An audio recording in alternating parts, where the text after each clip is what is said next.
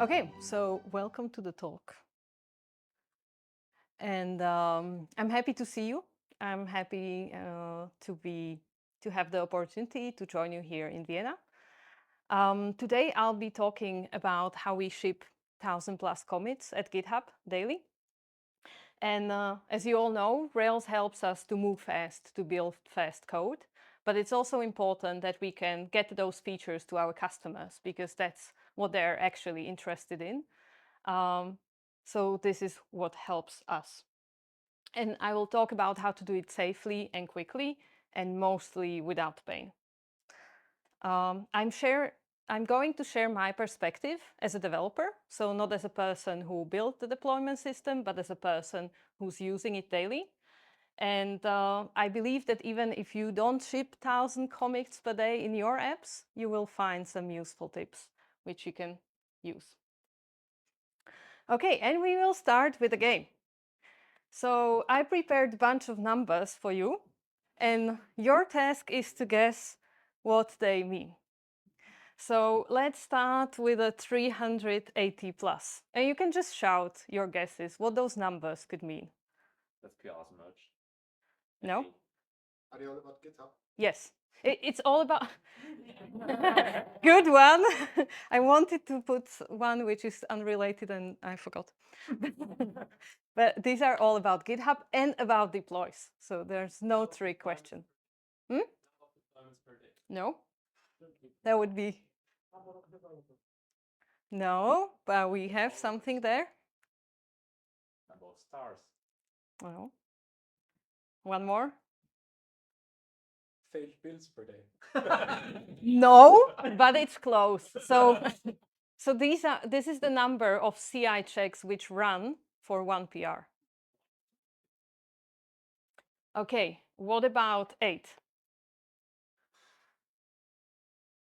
Staging server. That's for me.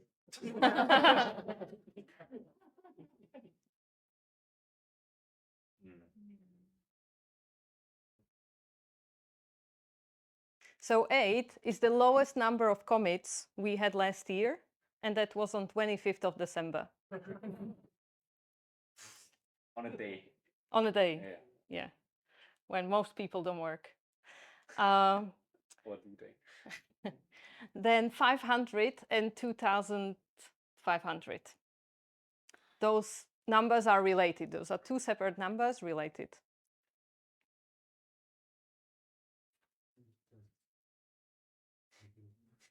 No, can't be. Edit and removed lines.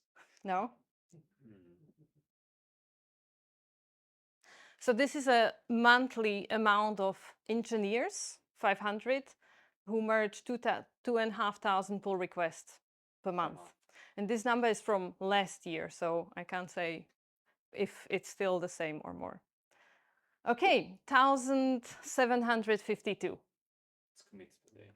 Yeah, that's the highest number of commits this year per day, which we had. And that was on 26th of March. I think that was before Microsoft built. So many teams were like pushing features out. So it did show. Okay, we have just two more, 23 and 30.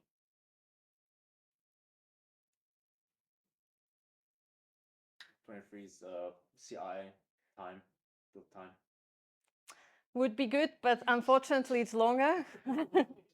It's 30. I don't even know exactly, but I think it's about half an hour. Yeah, for whole CI build to finish. Or yeah.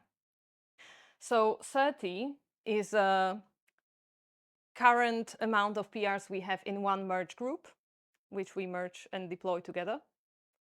And 23 is deploys which we did yesterday. So yesterday we did 23 deploys.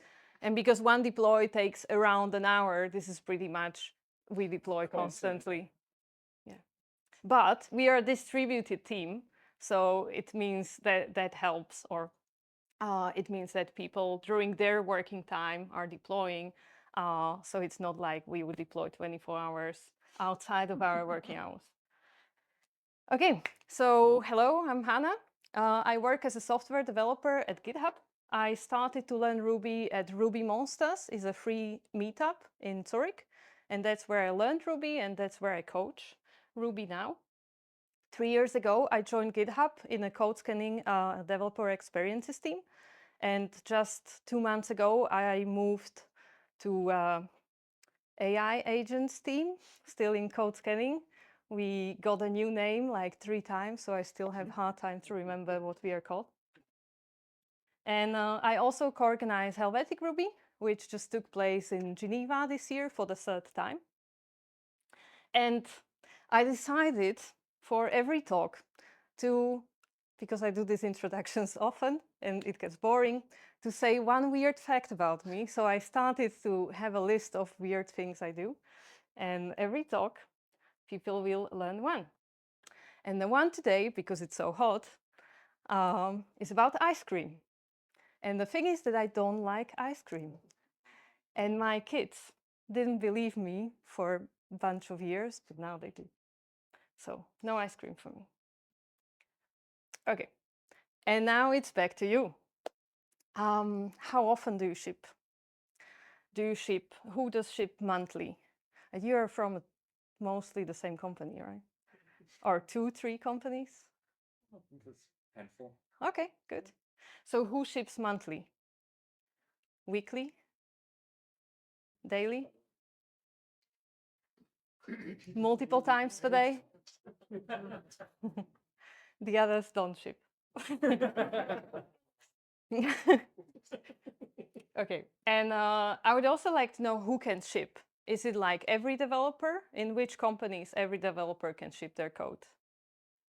Or you have a specific people who ship? Okay. So at GitHub, it's every developer. It's a part of the onboarding. In early days of GitHub, we had the goal to get the new person ship to production on the first day. That's no longer true. Now we get to like first week when they join the team. It can be a tiny change, like a string or like copy change. But the important thing is to learn how we deploy and learn all the tooling and what we need to look after. Okay. So as I said, it's important for us to ship fast because of the amount of engineering changes, and it's not magic. It's about having the right process, the culture, mindset, and the tooling. So today I'll be talking about how small changing help fast deploys, how we test those changing, about the process of the deploy, and also like a little example how we shipped one of the features, which was public API for Autofix. Autofixes are AI-generated fixes for code scanning alerts. Yeah, so let's start. It's really important for us to ship small changes because they're easy to review and they're easy to test. And what we do is, oh yeah, that's on a different slide, sorry. Is that, so we have a small change and then having a PR description, which helps the reviewers. So one thing, if it's a visual change, you want to add print screens or screen recordings or before and after. If it's a performance change, you want to add some links to graphs or print screens of those graphs, just showing what you did, what's the effect, and that you didn't break anything. Good PR description, as I said, what changed, why you changed it. If you have any questions for the other reviewers, like, oh, do you know about better thing how to do this? Or did you do this in the past and was a problem with this or that?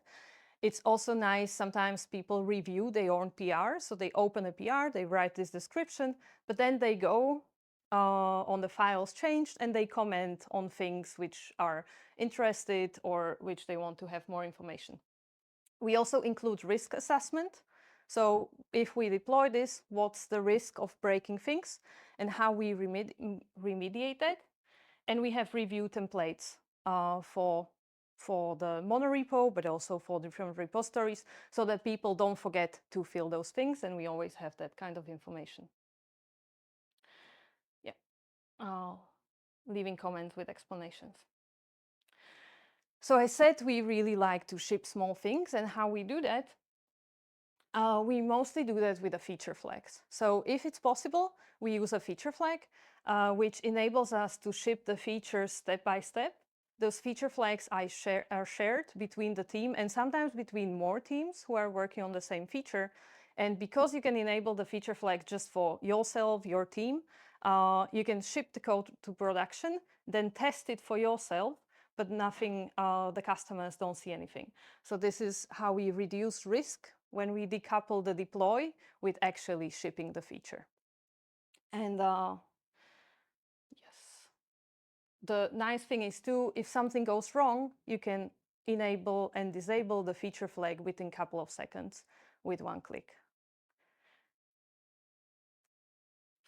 We use Flipper, which is open source implementation of feature flags, and we use Flipper with our own tooling on top of that. So before we ship the change, obviously we want to test it. So I'll be talking about how we test locally and in a review labs. So for us, locally means code spaces. 3 years ago, when I joined GitHub, we still had a guide on how to set up GitHub locally. But it wasn't, with the time, it was more discouraged because it's just so many things changing all the time that it takes really a lot of time to make it work. And then it's more time to trying to just run the server than actually coding. So we use Codespaces, which is a GitHub product. And that's really nice because I can spin up the environment with a click, and if it breaks, I just create a new one. Sometimes it's not that easy. So if I want to have a data or specific data, we have different seed scripts. But there are cases for some features I need to do some more work for the database. Then it's more costly to kill the code space and create a new one. But that's how it is. So unsurprisingly, we run and write unit and integration tests. What happened there, we have a big test suite. So obviously, if we work on a new feature, we run the tests. We can run the tests locally, which are connected to that file, write new tests. But what often happens that when there may be other things or other behaviors which will be broken with a new feature. So to know about this, when we push, the CI runs, and then we see what all tests actually we need to fix. And that's why we tend to do the basic changes and then push. And while we continue to code, the CI is running, and then you can see, oh, these are all the tests I should also check. Then if it's a UI change, running a server and checking it in the UI helps. As I mentioned, the data, production data are really complex. In order to run our product, which is code scanning, we also need actions. So even in a code space, it's a lot of hassle to set that up. What we use is Review Lab. Who heard about Review Lab or who knows what it is? You can also find it under the name of branch deployments. So Review Lab is a deployment of my own branch which is connected to the production database. So it's possible to do that once when I have PR open, it's reviewed and it's approved. Because it connects to the production, it's not no risk testing, right? That it does hold some of the risks. So that's why the PR needs to be pretty much ready to go. But the big advantage is that I have a real data, which are sometimes hard to reproduce in a local / code space environment. And also regarding performance issues, like the scale locally is very different than what we have in production. These Review Lab deploys have always a unique URL, so I can share that URL with the rest of my team, and they can also click around if they want, or the reviewers. They're time limited, so the Review Lab deploy, either I can kill it when I'm done, which most people don't do. So after 4 hours, it auto destroys, and yeah, that's it. So that's where we test most of our changes, and it's Question about that. How do you handle database migrations in this scenario? Yes, that doesn't help with the migrations. So migrations you want to run in you can run in local environment. Then we have some other environments. So we first, you need to get a PR approved by your team, by a special database team. And then in the past, it was a database team which was running the migration. Now we shifted, so it's actually us who run those migrations, and we have the database team to help us if we would need. And you can run the migration per environment or all together. So what you can do, and what we often do, is that our staff environments run the migration first. So you should be able to detect any problems if you're diligent, and then you run the rest of the environments and the main production. So Review Lab won't help you with migrations. Unless the migration is deployed before.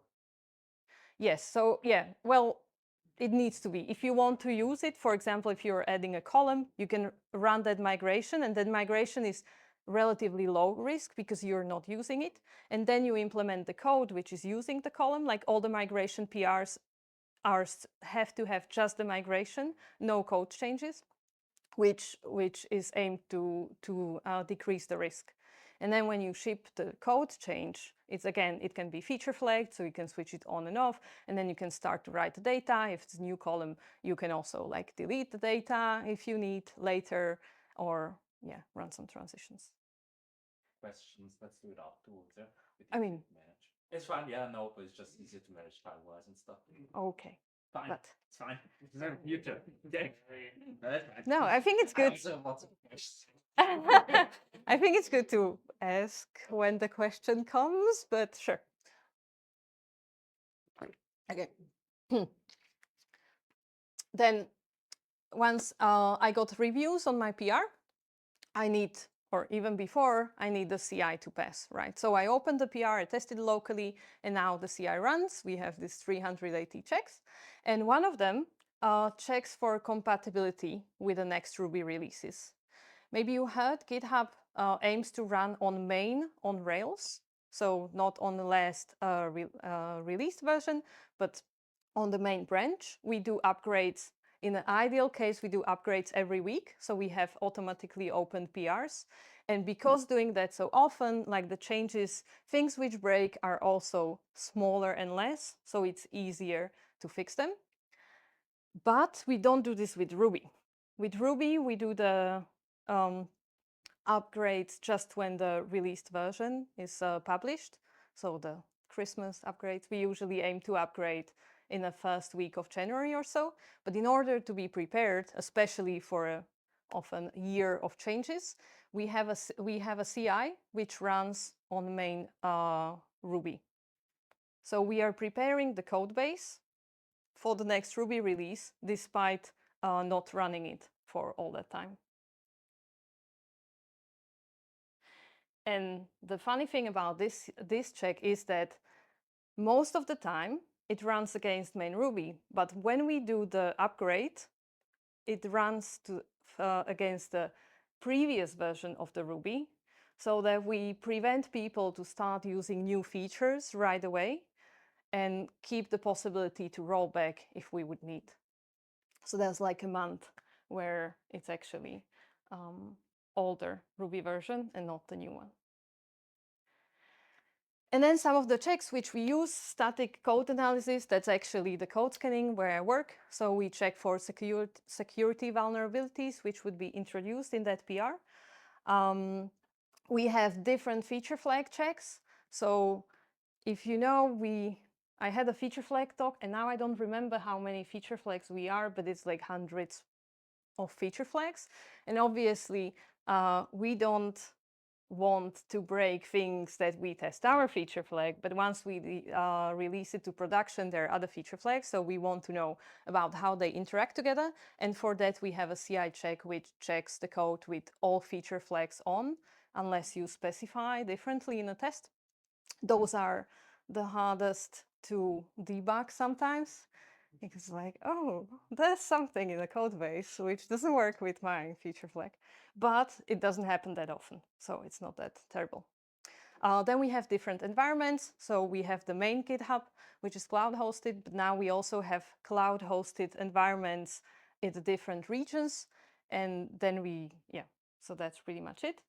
And then we use OpenAPI for API, and we check for code and service owners. We have the traditional one, so we run the unit and integration tests in parallel in different batches. Linters, we use Sorbet at GitHub, and then we have some others like checking for that code or PR size, so it adds labels automatically to the PR. And now we are coming to the deploys. Everything's good. CI passes. As you can imagine, we don't deploy GitHub with GitHub. Do you know why? Because if that deploy would go bad, we would have a really hard time rolling back.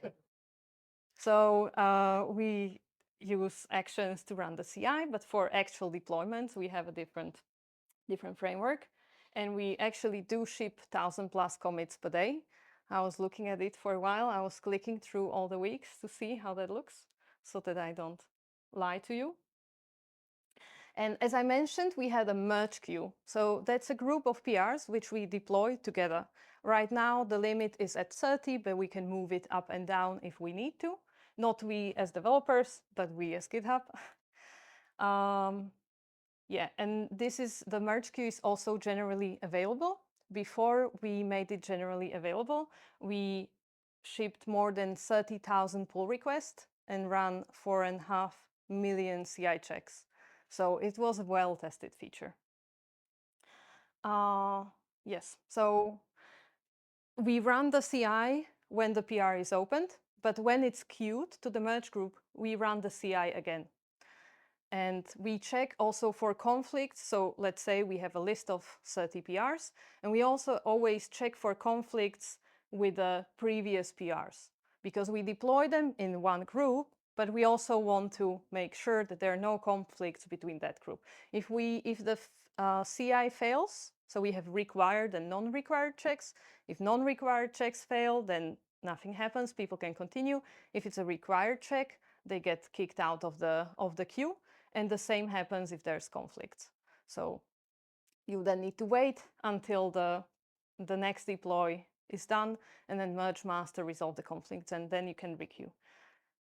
Which I was really afraid about when I was joining GitHub, because previously I was in a way smaller company, and dealing with the merge conflicts was just a hell.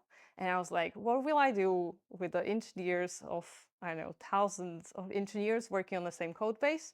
But it's actually very rare because we have pretty well-defined ownership of the code. And if we have some merge conflicts, it's mostly either with myself, working on the same feature on different branch, or with some people from our team or our extended team, which is easier to resolve because first I know what they're working on, and second, I can reach out to them. Yes. All people who are deploying are expected to watch the deploy, and the merge queue is fully integrated in the PR experience. That means we also have chat ops or chatbots. I will talk about them later, but developers don't need to remember any cryptic commands. They can just on a pull request, they can merge or remove from the merge queue and do everything from the UI. Then this is how the pipeline looks. We first deploy to Canary, so it's a production Canary. It's a thing, it's environment which we can always access. So for example, when I have GitHub open, I'm pretty always in a Canary. So whatever is deployed, I get those changes right away. If I want to test those changes with a click, I can test the old and new version of the code. Then we deploy to the staff cloud environment. Then we deploy, and then we use 2% of we send 2% of the requests to the new code. Then what's next? Yeah, then we have like automatic breaks for if there's a 500s which are raising or request timeouts, then we pause automatically. Then we redirect 5% of the requests. Previously it was 10, but like as a user base expands, we decreased it to 5 again. Then if everything's right, we deploy to the production, then the rest of the cloud regions, and then finally we merge. Because at GitHub, we first deploy and then we merge. Which the advantage of this is that we know that the main is always the working and correct version of the code. And between these steps, not all of them, but some of them, we have timer gates. So we have gates just to wait so that developers can observe the changes, the dashboard, and see if there's any problem, or also test their changes in production. This whole process, as I mentioned, takes around an hour if there are no problems. It can take longer, but yeah. So I mentioned that every developer is expected to watch their changes. We have different dashboards. One is like generic dashboards for all the deploys, and then different teams have their specific dashboard. So if I'm deploying something about my feature, I'm watching the main dashboard, but I also watch our team dashboards to see the differences. We use Sentry and Datadog mostly. Yes. We also have automatic pausing, so stop. So if there's raise in those 500s or requests, then the deploy may be paused or rolled back. We are sometimes changing like when what happens, but that's how it is. And then people also can test their changes during the deploy. So if you want to be super diligent, because we have that canary, you can test after the deploy to canary the new version of the code. And I did that a lot when I joined to be, like super careful. Nowadays, I do it a bit less, but I still have the option. And then we have ChatOps, which is a Slack integration. So with commands, you can queue your PR to deploy. You can deploy to the review lab. You can also, the ChatOps post information about the deploy, where you are tagged, so you get Slack updates, how the deploy is going. And also sometimes some partitions are failing. So if you need to retry that, you do it via Slack. So Slack has a lot of power at GitHub. And people. If we need to roll back, so there's this automatic rollback enabled, and in any moment, people can, or developers can stop the deploy and with a one click do a rollback deployment, which is way faster. And as I mentioned, we deploy to the main branch because that's the latest clean version. And what I didn't mention is that we can also jump the queue. So you have a queue, and when you queue your PR, then you have to wait, right? But in the case that we have an incident or problem, or someone deployed and checked and still didn't see that there's a problem, we may want to deploy the fix fast. In this case, people can clear the whole merge queue, so kick everyone out, and then jump in front of everyone, and also often they want to have a solo deploy. So if there are risky changes, we deploy them separately. As I mentioned, we first deploy and then we merge. So what does that mean in practice for me as a developer? I work in obviously Europe, so EMEA time zone, but we have a lot of people in US, we have people in Australia, we have people in Japan, so we have people pretty much everywhere. For me, this is actually a good thing because European mornings are usually calm. European afternoons and US day is way more busy. So when I know I have some PRs to deploy, I try to deploy them in the morning because it's faster. Sometimes I even queue my PR when I just wake up, and then I do a breakfast or bring kids to school, and then when I'm back, I know that the deploy may start because it takes some time until the CI runs, and often there's already one deploy in action. So I need to wait anyways. I know it's like 40 minutes or hour fastest. When we have a feature which we need to ship fast, because of different time zones, we can do handovers. Either we do handovers or just deploying PRs. Okay, I want to go off, and I have my colleagues which are in US, so I can ask them to babysit the deploy for me. Sometimes we do this also with a feature work. If we need to go fast, we work on a feature during my day. I hand over to another engineer. They can hand over to the engineer on the East Coast, and we do distance. Yeah, so I try to queue my PRs 2 to 4 hours before I want to go off, because it just may take time. Also in the afternoon, the queue is longer, and that's one of the disadvantages, that you never know when your deploy will start, but you can always remove the PR from the queue and then do it next time. And now this is a short example how we shipped Autofix, a public API for historical code scanning alerts. So that was a relatively small change, small feature, easy defined. We were 3 engineers. We were implementing 3 endpoints. This was, as everything, feature flagged. We ended up having around 10 PRs, and it took like 2.5 weeks. So what we did, that I split the work to initial open API definitions, which we use. So to get the authorization tests right, all the YAML descriptions file right, and then we deployed that so the endpoint would return just the dummy response. And like that, again, we could decouple the a bit annoying part with the tests and getting everything right. And then we would have a feature work which was implementing that endpoint, the actual behavior, adding the integration tests, and we could test this separately and debug that. And as a last part, we were adding rate limiting, because first we could implement the endpoints, and just we as staff were using them, so we didn't have to care that much about rate limits. But before we shipped that to our first customers, we knew that we want to do that.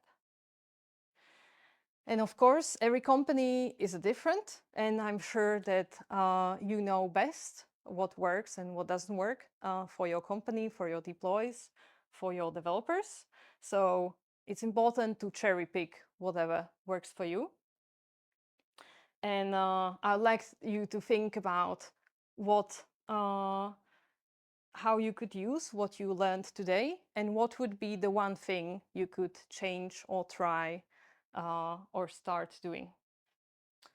And with that, I wish you happy deploys.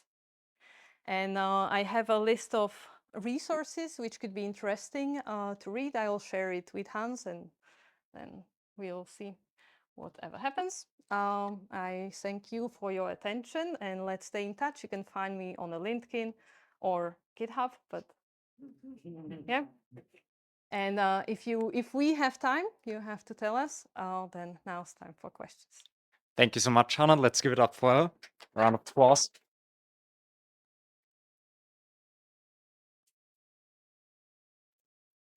I think we most definitely have time for questions. I have tons. I hope some other people have too.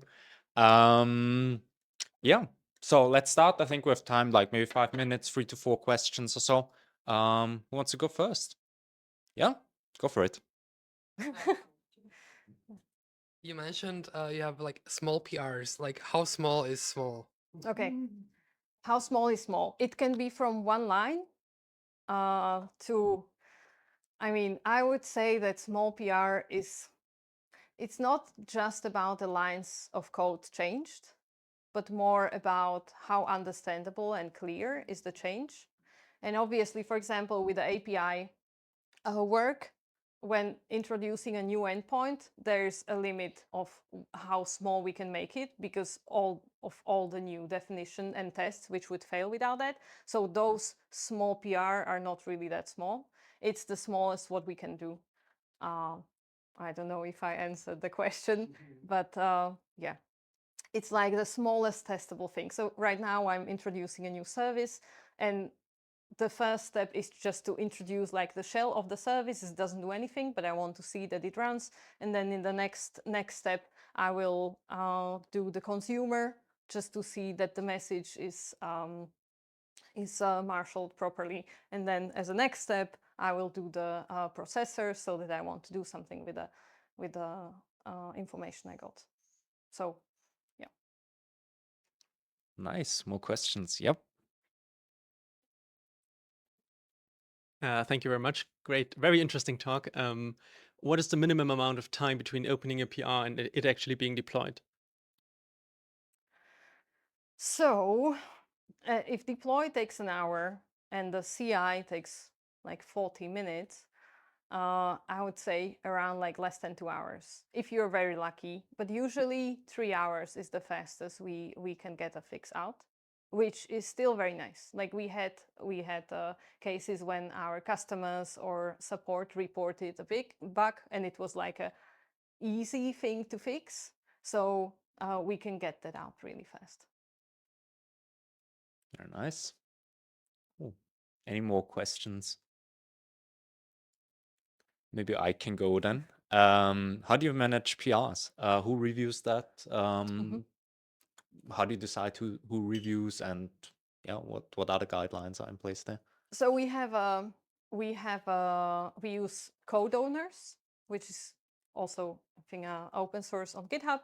That means that for every file, it's defined which team should review it, and there's always like one required team required. So if you have 3 required teams and you get review from one, you theoretically can merge, right? So there's still a lot of responsibility put on the developers. So it's on your decision to know, do I really need, for example, for API changes, we have an API team. So normally we want to get their review, right? If it's something which is in their file, but I'm changing and it's just a code scanning thing, I may decide not to wait for their review, but also like not to give them more work reviewing the code, which they don't have anything to do with. But this is rather rare. So we try to get the reviewers which are requested. Yeah, you can also like add your team as a review required team and then get someone to approve. So, but it really like is built on trust that people know who needs to review, but you always need at least one reviewer. So you can't deploy the changes without any review. That's sensible. Yes. Yeah. Yeah. Okay. One more question. How do you handle the database migrations? As you said before, you originally handled the database migrations over to your database team. Yeah. But now you gave control back to the developers, which I imagine in such a big team as GitHub, it to be quite complicated. Like we had long discussions in my team with a database engineer. He wanted to introduce a very vigorous system for migrations to make them strictly sequential, decoupled from any code change, so that database team could roll back the migration at any time and that it's an atomic migration. But yeah, this would, of course, have slowed us down a bit in development. So I would be interested how it works in such a big company. So that's what we have. For migrations can't have code changes in them in GitHub repo, because we also have other repositories for other services. And so the developers run the migrations, but what I actually do is I just run one chatops command, because it's so automatized that like there are guidelines, what you should watch, what you should do, but there's no really many manual steps other than triggering the migration. How does it work with the merge queue though? You run the... Okay, you run the migration first, and then when all the environments are migrated, then you can enqueue the PR and it's merged. But it doesn't do anything at that time anymore. Yeah, but we need to have the record of that migration. Cool. I think we got time for one last question. Marie, take it away. Yeah, it was exactly the same or almost exactly the same question. So I wanted to ask about migrations, but additionally to that, like how do you handle like migration of really, really big amounts of data? So we use so-called transitions. If we want to change data, right, in an existing table, we want to change data. Then we write a transition. We want to test that transition locally / code space. And as I mentioned, we have different environments. So ideally, we would run the migration first in our staff cloud environment, where if we break things, it's annoying, but it doesn't impact our customers. So these are the steps how to make sure or try to make sure that we don't break anything. That's one thing. And then having data migrations, transitions always need to have down and up migration. So like going back and forth so they can be reverted. But I think generally we try to avoid them, right?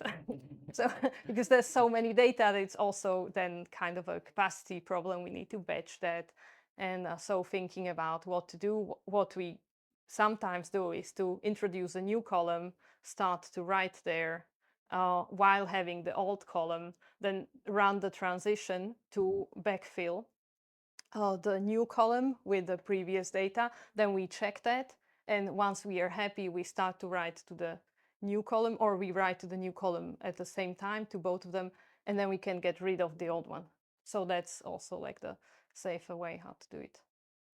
Classic playbook. Very cool. So once again, give it up for Hana. Thank you so much for this super exciting talk.